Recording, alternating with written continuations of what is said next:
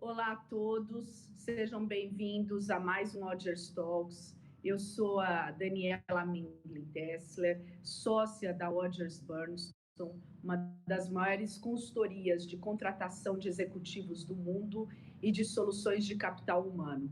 Eu tenho a honra, o privilégio de conversar hoje com o Alberto Serrentino, fundador da Varese Retail, boutique de estratégia de varejo.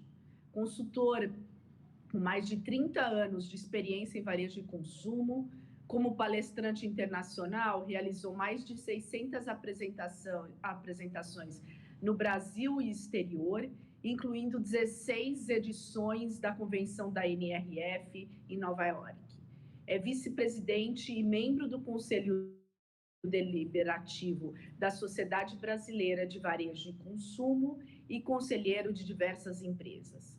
Autor do livro Varejo e Brasil, Reflexões Estratégicas, autor e coautor de outros 8 livros e de mais de 300 artigos publicados. Alberto, seja muitíssimo bem-vindo. Obrigado, Daniela, prazer estar aqui com você hoje. Maravilha, o prazer é todo nosso. Vai ser muito bom aí para os nossos ouvintes.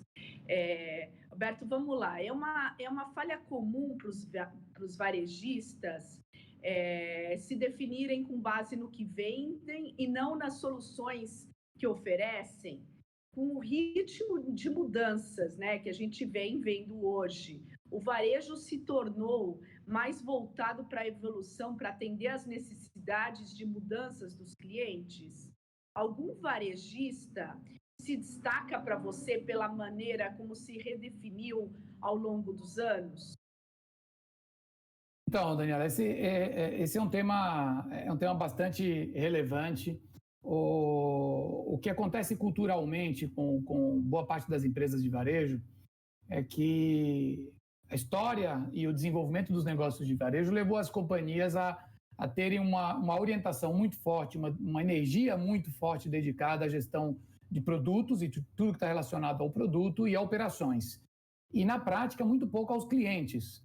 Então, pode parecer até paradoxal, mas a verdade é que o varejo, que em tese é o setor mais próximo do cliente, conhece muito pouco do seu cliente. Porque o varejo tem sistemas de gestão e sistemas de indicadores que trabalham o negócio muito a partir de médias, né? Então, o varejo sabe quantas pessoas entram na loja, quantas pessoas compram na loja, quanto em média elas compram, mas sabe muito pouco sobre elas individualmente. Então, isso faz com que, de fato, o varejo tenha historicamente se preocupado muito com o produto e aí se defina muito a partir daquilo que vende e não daquilo que entrega como valor e solução, como você estava colocando para os clientes. O que nós estamos assistindo com a aceleração da transformação digital é que muitos negócios de varejo vêm migrando o seu modelo de negócios baseados em canais e produtos para negócios baseados em clientes e dados.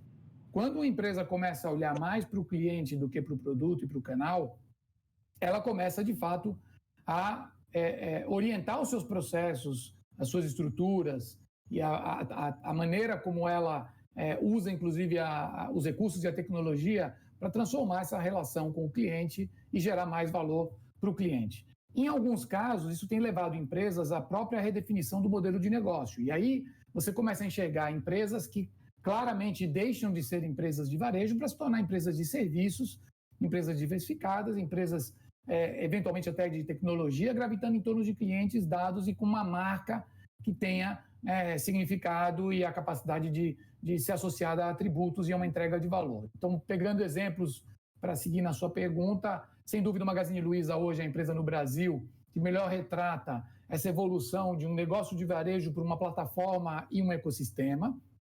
Eles já não podem mais ser definidos e caracterizados como empresa de varejo, e menos ainda como um varejista de eletroeletrônicos e bens duráveis, porque 66% daquilo que se transaciona no ambiente do Magazine Luiza já não é mais nas lojas, é o digital, e dentro disso o marketplace e os sellers está representando uma parcela crescente do seu negócio. Então, quando uma empresa de varejo desenvolve marketplace e passa a fazer dele sua principal alavanca de crescimento, ela deixa de ser uma empresa de varejo na essência, porque ela começa a crescer com ativos de terceiros e ela começa a compartilhar o cliente, os dados, a inteligência, a tecnologia, a infraestrutura, o tráfego e a capacidade de engajamento e relacionamento com outros negócios que vão vender para sua base de clientes. Então, a preocupação maior dela tem que ser resolver os problemas dos clientes da melhor maneira possível, manter, atrair, reter e ativar tráfego e recorrência dessa base de clientes e conseguir diversificar uma arquitetura de produtos, serviços, soluções e integradas a partir de plataformas físicas e digitais que consiga ser atraente para esse cliente. Então, Magazine Luiza não pode mais ser definido como empresa de varejo, assim como a Amazon não é mais uma empresa de varejo, assim como os grandes exemplos mundiais disso são os chineses, né? Alibaba, JD, Tencent, os grandes ecossistemas chineses. Mas, por exemplo, a B2W não é mais uma empresa de varejo e muitas empresas de varejo, estrategicamente, estão tentando seguir esse percurso. Alberto, como que os varejistas estão se posicionando para vencer a guerra por talentos digitais? E como oferecer uma boa experiência para o consumidor a partir aí de uma boa experiência do colaborador? Não podia deixar de te perguntar, né, alguma coisa ligada a capital humano, afinal a gente trabalha nessa área. A pergunta é muito boa, porque aí talvez a gente possa falar sobre isso em duas perspectivas. O varejo, ele historicamente não é uma indústria, um setor de alto valor aspiracional e atratividade para jovens talentos, né? Porque é um trabalho muito árduo, é duro, tem jornadas longas, tem finais de semana, tem feriados, né? O varejo não para. Tem uma carga operacional e de execução muito pesada. Então, obviamente que isso foi mudando ao longo do tempo e o crescimento e surgimento de empresas, né, com admiração por parte das pessoas foi tornando o varejo muito mais aspiracional também para os talentos. Mas, de qualquer maneira, assim, o varejo sempre foi visto como um negócio no qual, para se ter sucesso, é preciso gostar muito de trabalho duro, gostar muito de cliente, gostar muito de gente, gostar muito de operação, de execução, de mão na massa. Ele é muito nervoso, porque o varejo é uma coisa... ele é dinâmico, então os ciclos são curtos, as respostas são imediatas, erros e acertos são recompensados ou punidos de maneira quase que instantânea. E nem todo mundo se ajusta a esse tipo de cultura e de modelos. O que está acontecendo hoje, Daniela, é que com a transformação digital dos negócios e com o aumento de penetração e de maturidade digital dos negócios, da digitalização penetrando nos processos, as novas competências e habilidades são demandadas e serão demandadas de profissionais de varejo. Então, tem dois aspectos aí. Um diz respeito à própria relevância e capacidade do profissional de varejo e do aspirante a profissional de varejo que queira fazer carreira nesse setor poder se desenvolver. E que tudo aquilo que sempre foi necessário e condição necessária para que alguém pudesse crescer, ascender uma carreira de varejo, continua sendo verdadeiro, com a adição de novas habilidades e competências. Então, capacidade analítica, por exemplo, é uma delas. Não basta só o trabalho duro, olhar para o cliente, o gostar de gente, ou estar muito próximo da operação, de produtos, se apaixonar por produtos e por operações e por clientes, mas é preciso fazer isso com inteligência analítica, é preciso fazer isso a partir de dados, é preciso gostar de mergulhar, né, ter espírito de curiosidade e de questionamento, ter a capacidade de fazer as perguntas certas, porque, embora os profissionais não tenham que se tornar especialistas ou programadores de tecnologia, eles vão ter que trabalhar cada vez mais próximos da tecnologia, e o varejo sempre foi uma indústria de baixa intensidade tecnológica. Isso está mudando radicalmente a partir do crescimento dos canais digitais, mas agora com a digitalização penetrando definitivamente em todos os processos do varejo, a tecnologia passa a ser atividade fundamental, estratégica e disseminada. Então, profissionais que não tiverem a capacidade de dialogar, entender e fazer uso estratégico de tecnologia vão ter muita dificuldade. Aí, de outro lado, o varejo precisa começar a se tornar uma indústria mais intensiva em tecnologia, o que significa atrair um determinado tipo de talento e de recurso que, historicamente, não vê o varejo como uma indústria das suas prioridades. São jovens que gostam de se ancorar em empresas de tecnologia ou de setores de tecnologia ou em negócios que são vistos como negócios de alta intensidade tecnológica, porque é onde tem muito aprendizado, muita troca, muito crescimento e, obviamente, também muita visibilidade para profissionais ligados a funções especificamente ligadas à tecnologia. Isso é uma missão árdua que o varejo vai ter que percorrer, porque para poder atrair esse tipo de recurso, que será fundamental nas organizações de varejo daqui para frente, é preciso criar uma imagem, uma visão e uma conexão com o mundo da tecnologia, os profissionais de tecnologia, que faça com que talentos enxerguem o varejo como algo desejável, como oportunidade de carreira. E isso passa por conviver nos ambientes de tecnologia, frequentar, falar sobre isso e criar dentro da empresa uma atmosfera e um ambiente onde profissionais de tecnologia se sintam à vontade e naquilo que aspiram como ambiente de trabalho. Então, voltando mais uma vez, eu estava me referindo ao Magazine Luiza, que hoje é visto mais como um ecossistema e uma empresa de tecnologia do que como uma empresa de varejo. Hoje ele é um grande imã de talentos, porque jovens querem trabalhar, ou numa empresa como o Mercado Livre, ou numa empresa como a Amazon, né? A Amazon deixou de ser uma empresa de varejo para se tornar uma empresa de tecnologia de fato, né? Porque a AWS é o braço de tecnologia da Amazon. Mas, enfim, hoje você tem negócios de varejo começando a se tornar, né, um destino e uma aspiração também para profissionais e talentos de tecnologia. Maravilha, maravilha. Com o dólar alto, fica mais difícil importar e, claro, mais interessante para os produtores venderem para outros países do que abastecer o mercado interno. A gente tem sentido isso na pele, né? Por isso, varejo e indústria devem trabalhar em conjunto para pensar em soluções que satisfaçam ambos os lados. Você tem visto isso acontecer? Olha, o Brasil ele ainda é uma economia muito fechada. Nós não temos... Claro, né, que existem segmentos onde a dependência ou de componentes, ou de insumos, ou até de produtos acabados importados é absoluta, né? Então, você pega toda a cadeia de produtos digitais, telefonia, eletroeletrônicos, tudo isso sofre enormemente o impacto. Mas o Brasil ele ainda é uma economia muito diversificada, desde do agronegócio e da produção primária até os serviços, e isso faz com que nós sejamos razoavelmente resilientes às oscilações cambiais, porque ainda dependemos muito de produção doméstica. É óbvio que em tudo aquilo que são os produtos ou setores, os tradables, né, os comercializáveis, câmbio gera inflação interna imediata, é o que está acontecendo hoje com a inflação alimentar, a pressão nas commodities é muito grande, seja pela desvalorização cambial, seja pela própria valorização nos preços internacionais. Isso se reflete em insumos mais caros, pressão de custos na indústria e pressão inflacionária na ponta também para o varejo em algumas categorias. Essa aproximação do varejo com a indústria, ela vai além da questão do câmbio ou da importação, né? É uma agenda necessária, porque e mais premente num contexto de aceleração da transformação digital dos negócios. Porque é fundamental que a colaboração aconteça. Colaboração é um dos elementos mais importantes da cultura digital.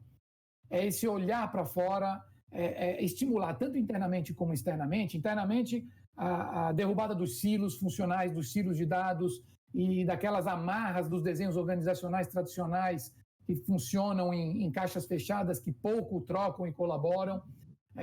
E alinhar indicadores e trabalhar muito mais a partir dos problemas do cliente, dos problemas do negócio, unindo competências multidisciplinares com indicadores compartilhados.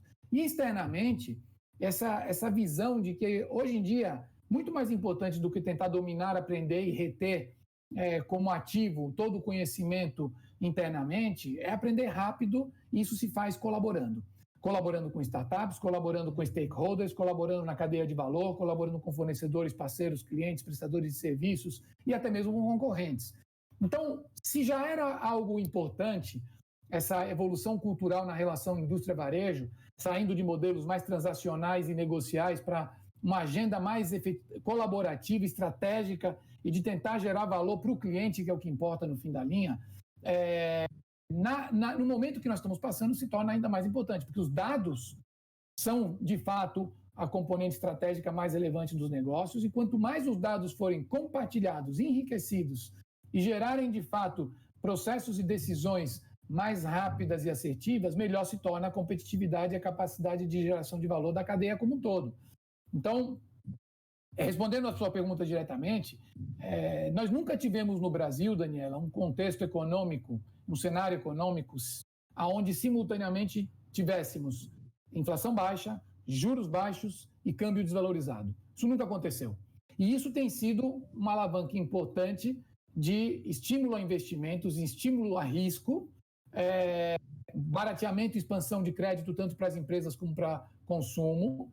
E isso também ajudou muito a indústria nacional, inclusive nesse ciclo de Covid, no qual houve queda de demanda no primeiro momento. Então, muitas indústrias, muitos varejistas redirecionaram parte do seu sourcing para a indústria nacional e para sourcing doméstico, o que ajudou diversos setores industriais. Perfeito. O impacto da pandemia no varejo, distanciamento social, novos consumidores, novas demandas, clientes cada vez mais multicanal e o consumo consciente, quais são as novidades para Black Friday 2021 baseado na desse ano? Então, eu acredito, nós ainda estamos vivendo sobre os efeitos da pandemia e, obviamente, que isso gera uma série de inseguranças, incertezas, instabilidade e, obviamente, muitas situações transitórias. O que nós temos que separar na análise do impacto do Covid para o varejo, para o consumo, para os hábitos e comportamentos e obviamente, para a agenda das empresas, é separar aquilo que é transitório e circunstancial daquilo que é legado definitivo e estrutural.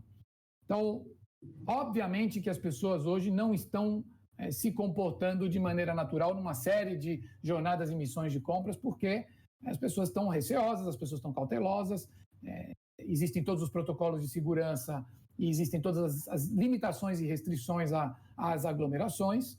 Então, aquelas compras mais exploratórias, mais de lazer, mais de passeio, mais de descoberta, mais de engajamento, de relacionamento interpessoal e social, de socialização, nesse momento estão absolutamente sacrificadas. Essas compras vão voltar, porque as pessoas gostam disso, isso faz parte da natureza humana, e isso é um desafio bom para o varejo, é continuar mantendo as lojas e os espaços físicos como espaços relevantes que as pessoas queiram frequentar, onde queiram estar e onde consigam se inspirar e se emocionar. De outro lado, a pandemia trouxe uma aceleração e um salto brutal na agenda de transformação digital e na digitalização dos negócios. Isso começou com a digitalização dos clientes.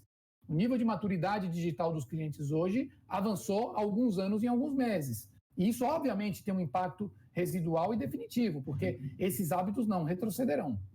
Então, quando nós vemos o crescimento, por exemplo, das vendas digitais no Brasil, muitas empresas já reportam 50%, 60% deste crescimento, que para algumas empresas chega a 4, 5, 6 vezes num período de poucos meses, se deu com novos consumidores, ou seja, pessoas que não compravam em canais digitais e passaram a comprar. As pessoas não desaprendem a comprar.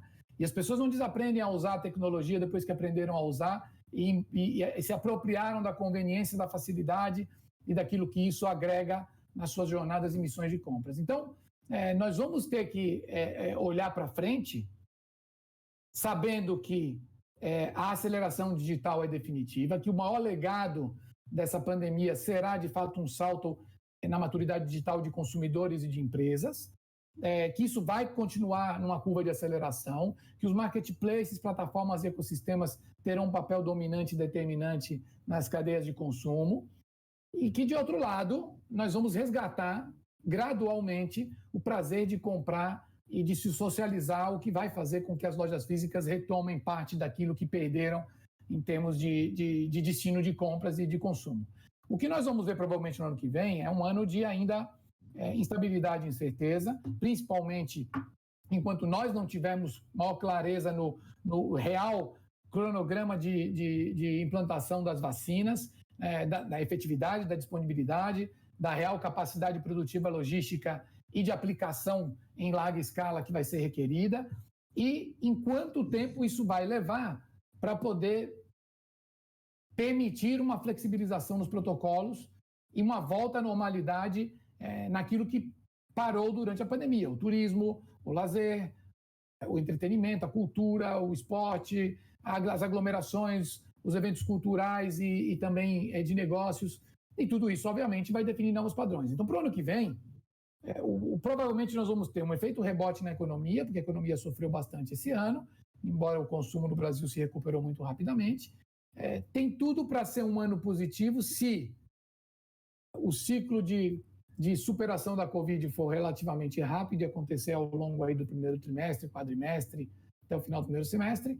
Se nós tivermos uma agenda econômica positiva com as reformas avançando e com a situação fiscal em equilíbrio que permita ao governo, de fato, investir nas reformas, e se nós tivermos aí esse efeito rebote, que é o otimismo e a confiança que virão da superação da pandemia, tanto do ponto de vista empresarial e de investimentos, de infraestrutura, como do ponto de vista de demanda, de consumo e de propensão a endividamento, crédito e a decisões de impacto de médio e longo prazo. Então, acredito que nós teremos uma curva digital ainda na ascendente, esse processo de aceleração não vai parar. Nós vamos ter, então, para te responder sobre Black Friday 21, provavelmente ela vai ser ainda mais digital do que a de 20, provavelmente ela vai estar num ambiente de mais confiança e otimismo, talvez com maior propensão a consumo, e talvez ela tenha até uma carga promocional maior do que a deste ano, porque nós vamos voltar num ambiente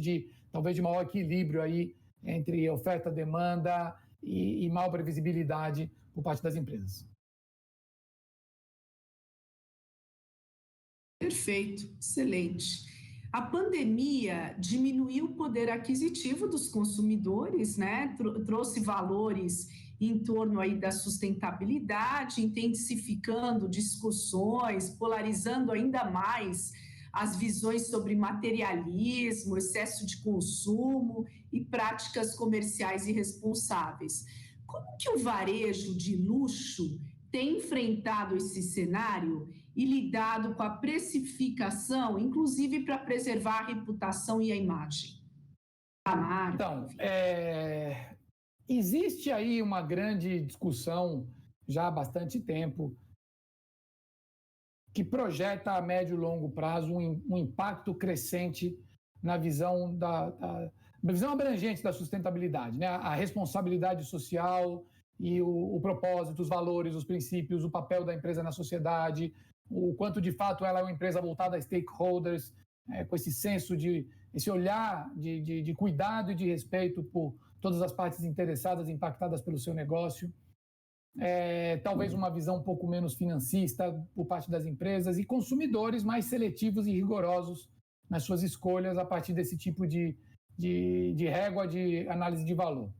Isso sim é uma tendência de longo prazo, ela se manifesta. As novas gerações são muito mais questionadoras e críticas em relação à postura das empresas e à clareza e transparência das empresas com relação a essas agendas. Mas, na prática, você ainda tem um consumo aspiracional muito forte, particularmente a demanda por luxo. Hoje, Daniela, mais de um terço do consumo de luxo do mundo, e na pandemia isso deve ter chegado até perto de 40%, é feito pelos chineses. Eles, na combinação do consumo doméstico com aquilo que os chineses compram em viagens internacionais, que nesse momento estão totalmente sacrificadas. Na China aconteceu um fenômeno que foi batizado de revenge shopping, compras de vingança. Após pandemia, porque na China ela foi controlada energicamente, as pessoas voltaram a um padrão de vida razoavelmente normal, exceto as viagens e aglomerações, houve um rebote. O consumo de luxo disparou, porque as pessoas estavam sedentas, as pessoas estavam estressadas, as pessoas ficaram enclausuradas, ficaram confinadas. E no momento em que elas puderam sair e desafogar, uma parte disso foi canalizado para compras e compras de luxo como meio que uma recompensa, né? Eu me comportei, me disciplinei, eu passei por tudo isso, eu mereço. Então, não está acontecendo uma mudança de escala de valores naquilo que é o principal mercado de luxo do mundo. E, pelo contrário, o que se projeta é que a China vá continuar crescendo como um mercado, o principal mercado e um mercado de participação crescente no mundo, no consumo de luxo. Obviamente que houve muito, principalmente no primeiro momento de pandemia, quando houve aquele choque psicológico, muita discussão se isso teria um impacto, uma aceleração também nesse tipo de comportamento mais consciente, menos consumista, se cogitou tudo isso. Mas o que nós estamos vendo no Brasil está longe disso, né? As medidas de contraponto à pandemia, do ponto de vista econômico, então, disponibilidade de crédito e liquidez e o auxílio emergencial fizeram aumentar consumo muito rapidamente, as pessoas voltaram a consumir bens duráveis, né? Explodiu o consumo de materiais de construção e tudo relacionado ao lar. Então, não se vê na prática uma mudança tão rápida assim nesses comportamentos, embora seja, de fato, uma tendência de médio e longo prazo e de evolução gradual. Muito bom, faz todo sentido mesmo. Nesse novo paradigma, né, as marcas precisarão pensar além do produto e procurar impulsionar a lealdade do consumidor, fornecendo experiências verdadeiramente relevantes. O Covid-19 tem acelerado processos que já eram inevitáveis, inclusive você falou, como a digitalização, a personalização dos atendimentos, ao repensar a experiência de ponta a ponta do consumidor, as marcas agora têm a oportunidade de fazer realmente a diferença na vida das pessoas que servem por meio de produtos que fornecem e do conteúdo ou serviços entregues. Quais são os varejistas com cases de sucesso, de experiência do consumidor nesse novo cenário? E quais são as propostas de valor que estão oferecendo para os seus clientes para vencer e se posicionar para crescer? Então, a transformação do varejo ela é uma grande mudança cultural organizacional. Ela é confundida frequentemente como uma agenda de crescimento de e-commerce ou de mais incorporação de tecnologia, e não é isso.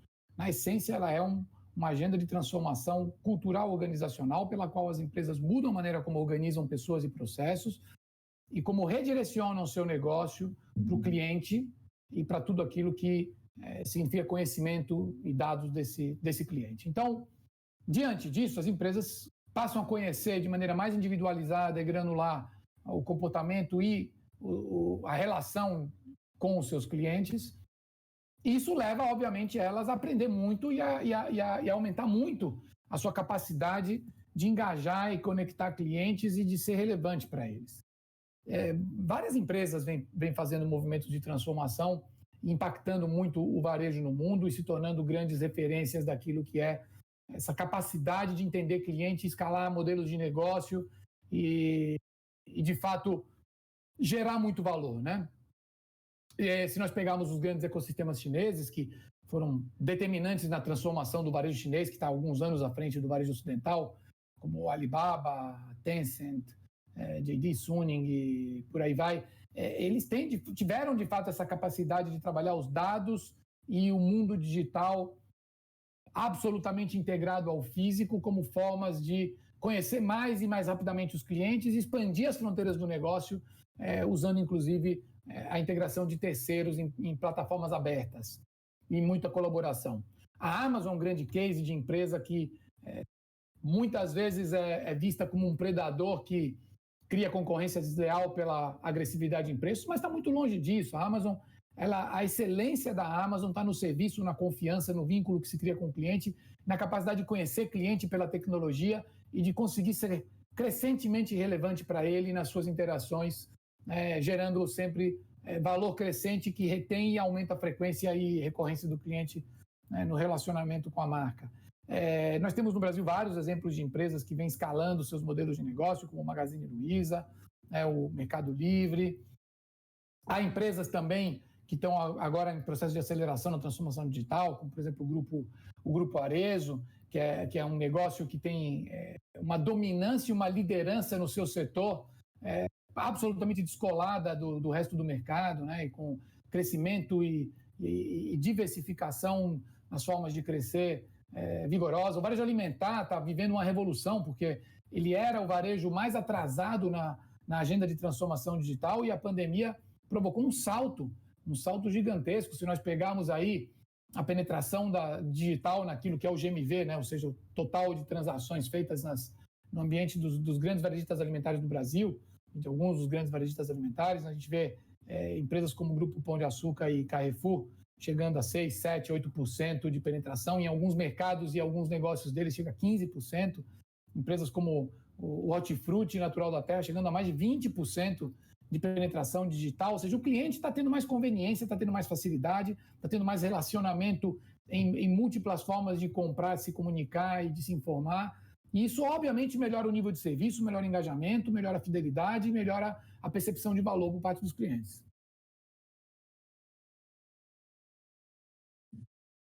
Muito bom, muito bom. Obrigada, Beto. Com a reabertura das lojas físicas, não há dúvida, né, de que esses espaços precisarão oferecer algo mais para atrair o consumidor. Surge, então, um desafio. O que a experiência presencial, na sua opinião, tem oferecido que o site não vai conseguir substituir?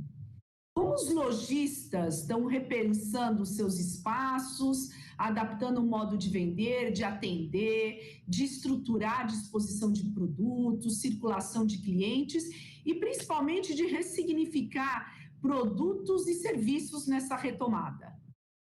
Então, essa é uma das grandes reflexões estratégicas que o varejo precisa fazer e endereçar para o seu futuro, que é a revisão do papel da loja, um novo olhar estratégico sobre a importância, a relevância e o papel da loja física.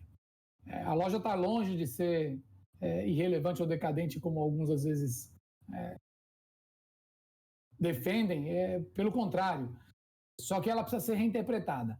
Então, a loja é muito mais do que um ponto de venda e será muito mais do que um ponto de venda e é absolutamente estratégica e relevante num modelo de negócio de varejo que olha mais para cliente e menos para canais.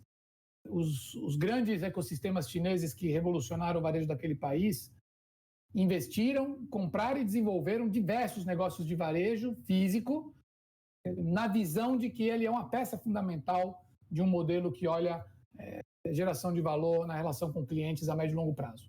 A loja ela é um grande captador de clientes e isso é pouco medido ou quase nunca medido por parte do varejo e isso é uma enorme contribuição estratégica para o negócio, porque ela conquista clientes, ela mantém clientes, ela retém clientes, ela permite ativar e se relacionar com clientes. Ela está sendo claramente usada como um hub logístico que cumpre um papel fundamental de nível de serviço, velocidade e proximidade do cliente na última milha, né, naquilo que é o mais crítico para um modelo de distribuição capilar, que é fazer chegar muitos produtos a muitas pessoas em muitos lugares.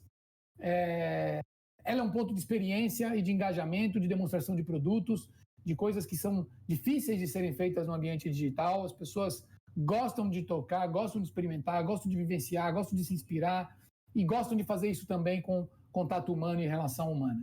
Então, a loja terá um papel relevante e determinante e o varejo vai ter que saber, inclusive, medir ela de um jeito diferente, redefinindo seus indicadores e a maneira como ela é vista dentro de um modelo de negócio que olha essencialmente para a capacidade de atender e extrair valor de clientes e não compartimentar os canais de vendas.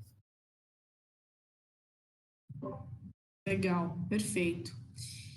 Em tempos de incerteza, a reinvenção dos modelos de negócios passa por ser uma questão de sobrevivência, né?